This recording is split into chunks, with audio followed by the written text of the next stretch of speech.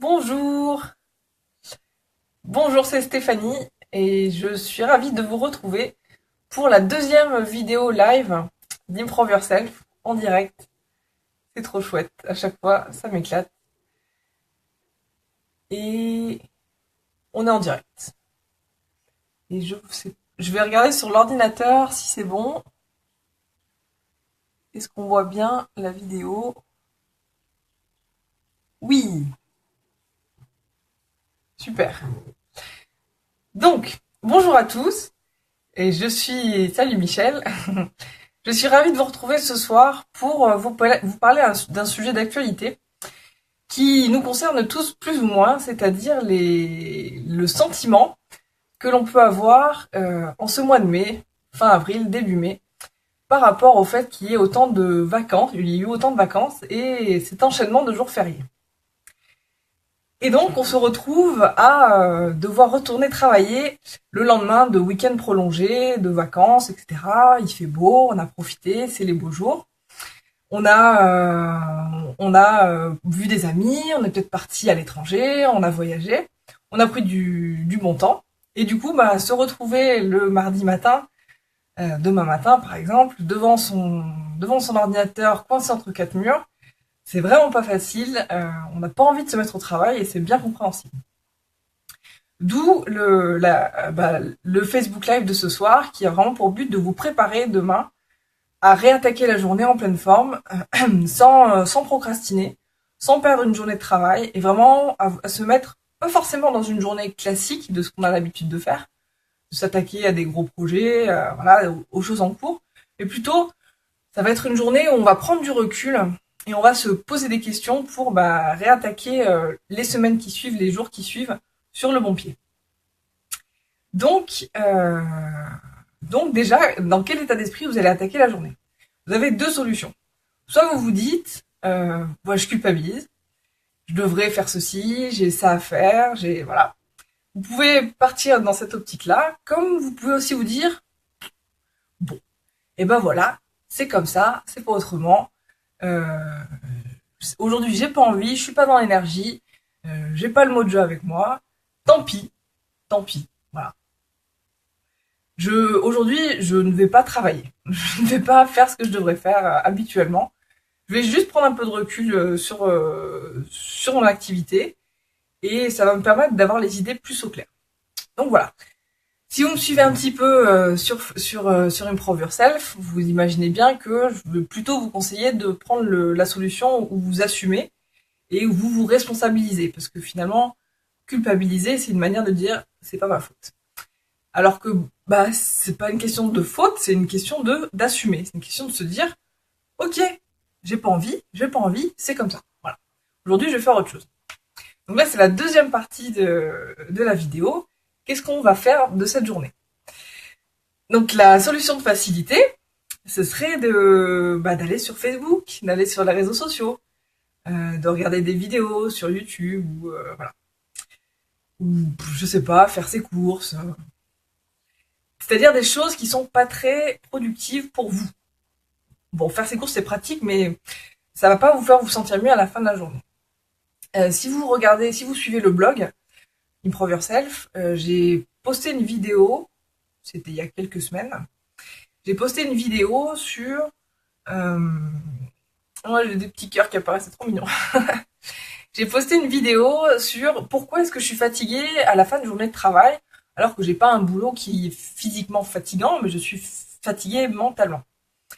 Et en fait, c'est assez simple comme concept. Qu'est-ce qui fait que on va être fatigué psychiquement quand on n'a rien fait, quand on n'a pas fait grand chose de spécial? Et ben c'est en fait qu'on a fait une activité qui avait pas, on a fait quelque chose qui avait pas de sens pour nous. Donc par exemple, être sur internet, surfer sur internet pendant toute une journée, ou faire défiler son mur de Facebook de la même manière, ça n'a pas vraiment de sens, ça ne nous enrichit pas et voilà, on n'a pas avancé, on n'est pas dans l'action, on est vraiment dans une inaction totale et ça c'est épuisant psychologiquement.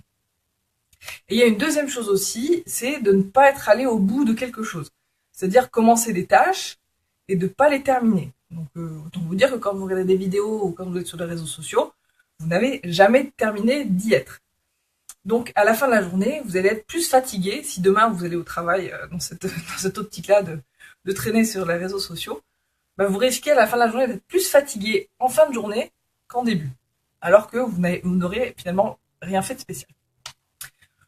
Donc pour éviter cette situation, vous allez arriver au travail. Je regarde mes notes en même temps, j'en profite. Quand vous allez arriver au travail, la première chose à faire, c'est se dire, donc je ne vais pas travailler, certes, mais c'est pas une raison pour ne rien faire pour moi-même. Donc, commencez votre journée en vous disant, je vais faire la liste des tâches qui sont en cours. Déjà, ça va vous libérer mentalement. Ça va vous libérer le psychique.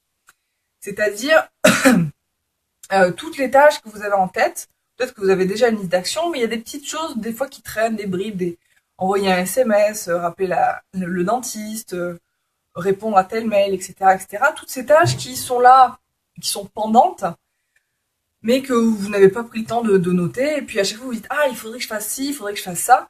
Et ça, c'est des trucs qui vous pompent de l'énergie en permanence. Parce qu'à chaque fois, vous vous dites, ah, il faut, et puis après, j'oublie, et puis, ah, il faut. Et puis, ça fait déjà 2 semaines que vous ne l'avez pas fait. Voilà. Donc, notez tout ce qui est en cours, tout, vraiment essayez de faire le tour de tout ce qui vous pompe de l'énergie, de tous les il faut qui traînent dans votre tête. Quand vous avez fait cette liste, vous pouvez identifier les priorités. Qu'est-ce que vous, pour vous-même, qu'est-ce qui est important de faire rapidement en priorité dans la journée. Qu'est-ce que vous pourriez faire dans la journée? D'ailleurs, ça vous occupe aussi la journée.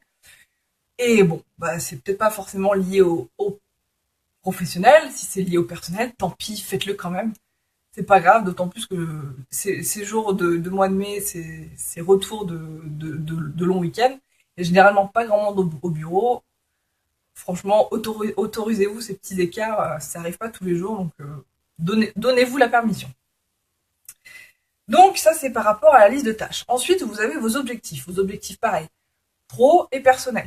Faites le point sur où est-ce que vous en êtes par rapport à vos objectifs professionnels.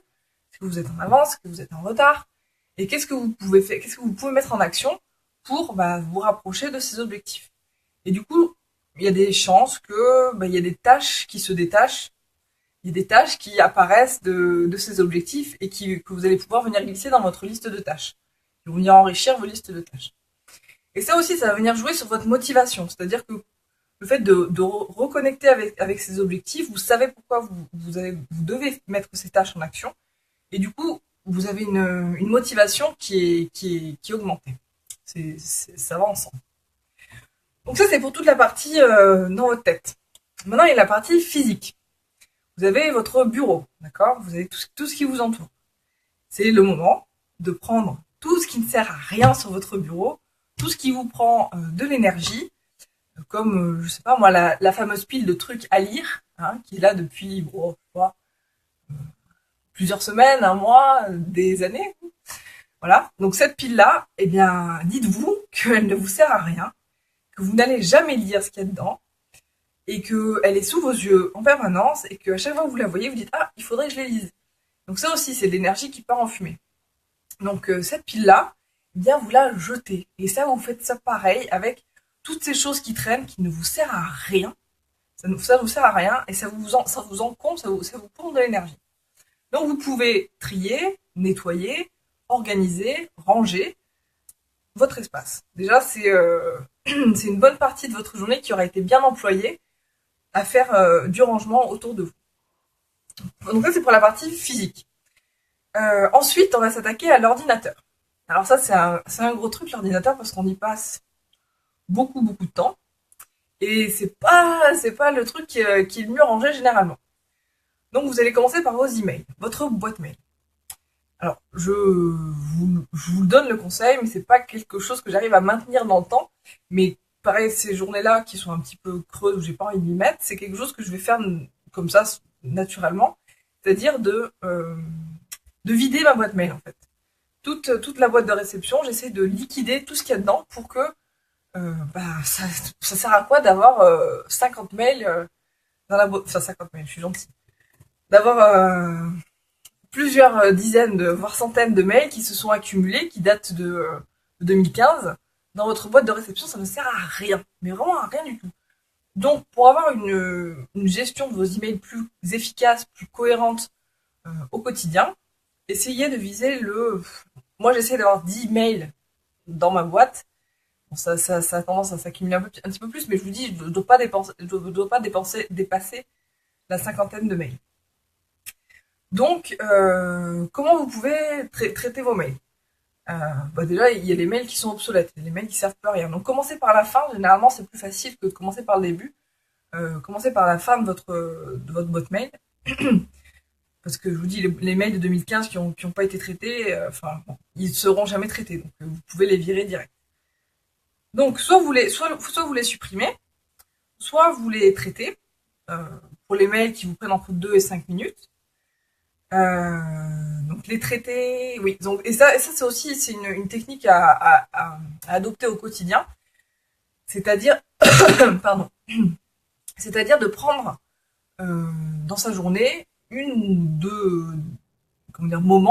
deux moments où vous allez traiter vos emails, pas plus. Le reste du temps, votre boîte mail elle est fermée, d'accord ? Elle n'existe pas.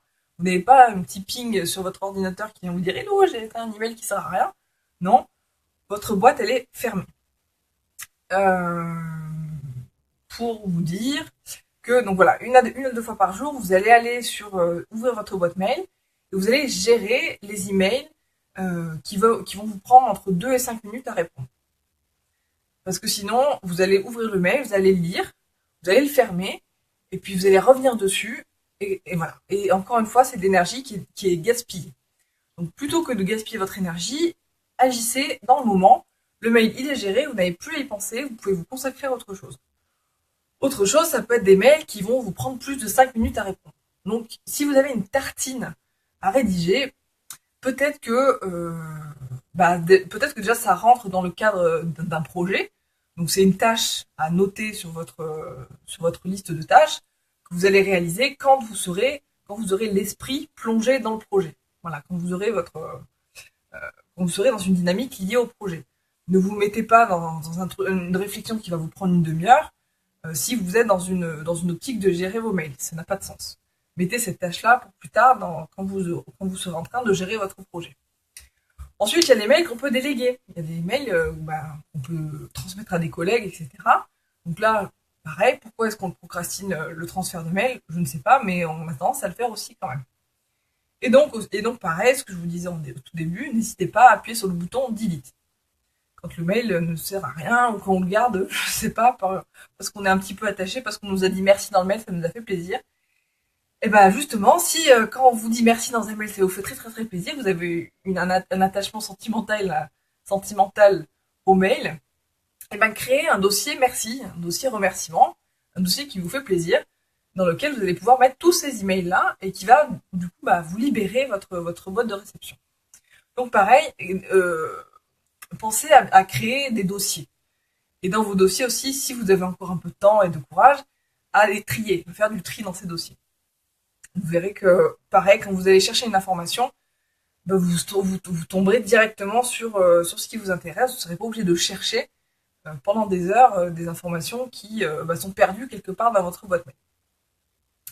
Voilà pour la gestion des emails.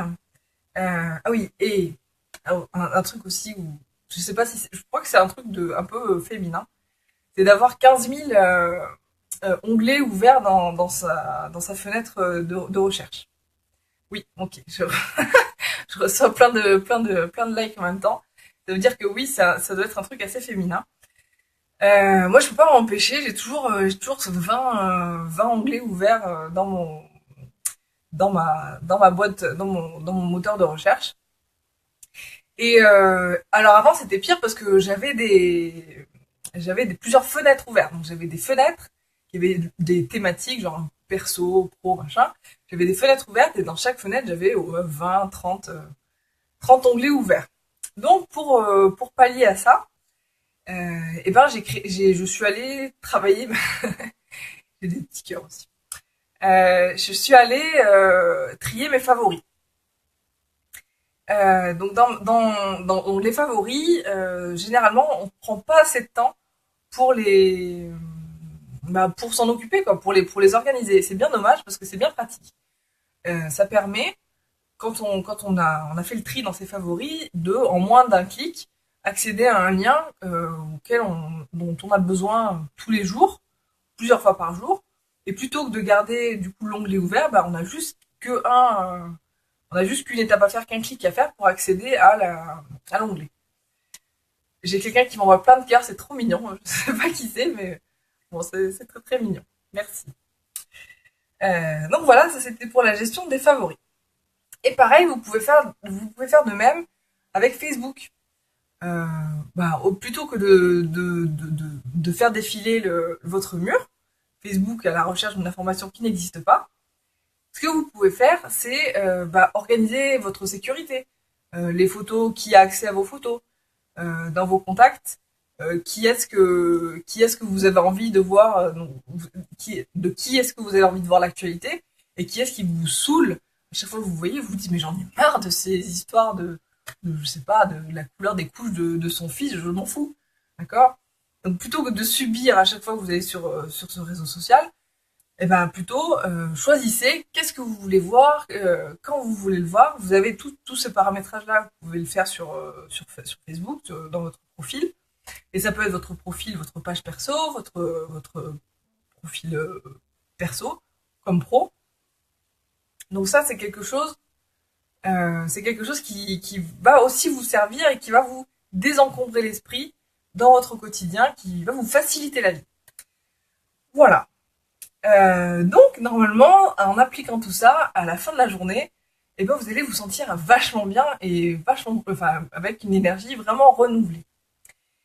Et donc, une fois la journée terminée, une fois toute cette organisation, ce classement fait, ce que vous pouvez faire, c'est préparer la journée du lendemain.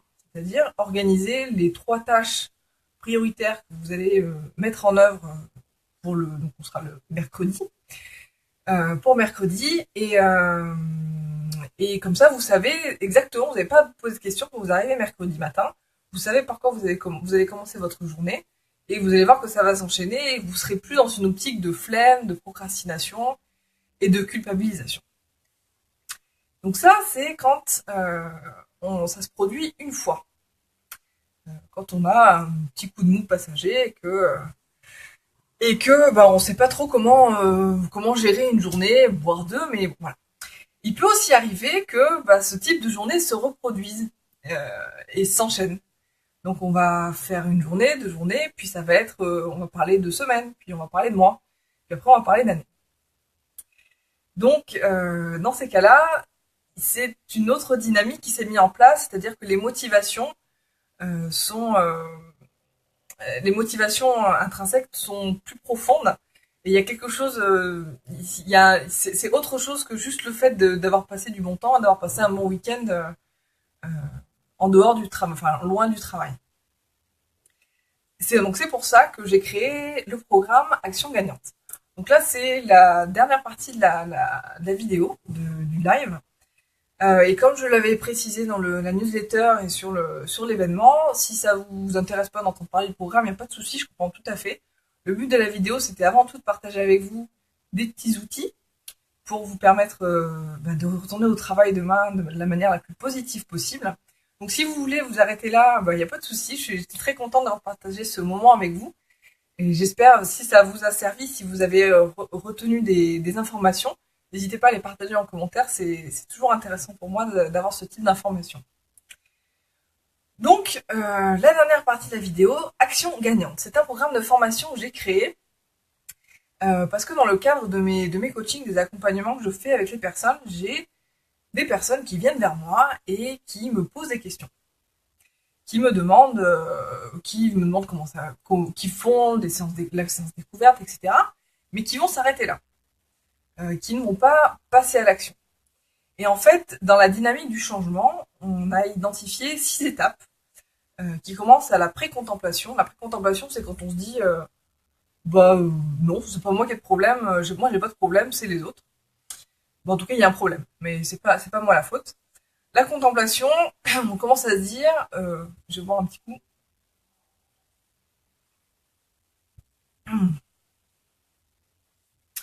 La contemplation, on commence à se dire, Bah, oui, effectivement, j'ai un problème et peut-être que la cause du problème, c'est moi. Mais on sait quand même pas comment passer à l'action. Euh, Ensuite, vous avez la phase de préparation. Dans la phase de préparation, on a accepté qu'on avait un problème et on commence à se préparer à passer à l'action. Donc on est entre la contemplation et l'action. C'est logique. En tout cas, on met en œuvre des trucs, on est en recherche de solutions. À l'action, quand on passe à l'action, c'est on a identifié comment passer à l'action et on y va, on est dedans, on est bon. Ensuite, il y a la maintenance et la finalisation. La maintenance et la finalisation. La maintenance, c'est-à-dire qu'il peut y avoir des allers-retours avec la phase de préparation, la phase d'action, la phase de maintenance. Donc si on arrête de fumer, ben, basiquement, c'est qu'on a, on reprend la cigarette, puis on arrête, etc. On reprend, on arrête. Donc voilà, il peut y avoir un petit peu des allers-retours jusqu'à la phase de finalisation où, bah, ça y est, c'est fini, on n'a plus de problème. On est, on, on a résolu notre problème, on est passé à l'action. Et donc j'ai créé Action Gagnante pour donner le petit push aux personnes, le petit déclic qui fait qu'on reste bloqué dans la phase contemplation et qui fait qu'on n'arrive pas à se mettre en préparation et encore moins dans l'action. Donc Action Gagnante vous accompagne de la phase de préparation à la phase d'action. Et justement, elle prépare à ce que la phase de maintenance se fasse de la manière la plus efficace et de la plus douce possible. Donc c'est un programme qui est en ligne complètement, que j'ai voulu autonome pour les personnes qui souscrivent au programme. Qu'est-ce que je voulais vous dire d'autre? Oui, donc le lancement se fait dans 8 jours. Le programme est composé d'outils qui vont vous permettre en 5 étapes de réaliser un plan d'action hyper efficace, hyper ciblé. Vous connaissez vos motivations, vous avez identifié vos freins, vous avez établi tous vos objectifs de manière vraiment très très précise. Et vous êtes prêt à passer à l'action et vous êtes prêt justement à, après cette phase de passage à l'action, d'optimiser la maintenance et la finalisation. Donc le lancement se fait le 8 mai. Je vous mettrai en dessous de l'événement les liens pour vous inscrire au programme. Alors c'est un programme que je mets en vente à 97 € pendant la semaine de lancement. Donc vous vous inscrivez sur la page que je vais vous mettre à disposition. Après le programme passera à 137 € après le 8 mai. Donc je mets cette semaine-là juste pour le lancement à ce prix exceptionnel de 97 €. Voilà, si vous avez des questions, n'hésitez pas, je me ferai un plaisir d'y répondre. Qu'est-ce que je voulais vous dire d'autre? Oui, juste avant de terminer, j'ai créé un groupe Facebook pour les gens qui n'aiment pas trop leur travail, mais qui aimeraient bien que ça change. Voilà. Donc c'est pour ça que j'ai appelé ça J'aime pas mon taf, mais je me soigne. Donc si vous vous sentez concerné, pareil, je mettrai les liens sous la vidéo, n'hésitez pas à le rejoindre. Plus on est fou, plus on rit. C'est une communauté que j'ai créée pour favoriser les échanges et que les personnes, encore une fois, se mettent dans l'action, trouvent des solutions et sortent de la culpabilisation et de tous les sentiments négatifs qu'on a tendance à se générer. Merci de m'avoir suivi. J'espère que vous avez apprécié cette vidéo autant que moi j'ai pu le faire. Je vous dis à bientôt sur Improve Yourself, sur la page Facebook, sur le groupe, sur le site, sur le blog, je ne sais pas, ou peut-être dans la vraie vie. À bientôt, salut!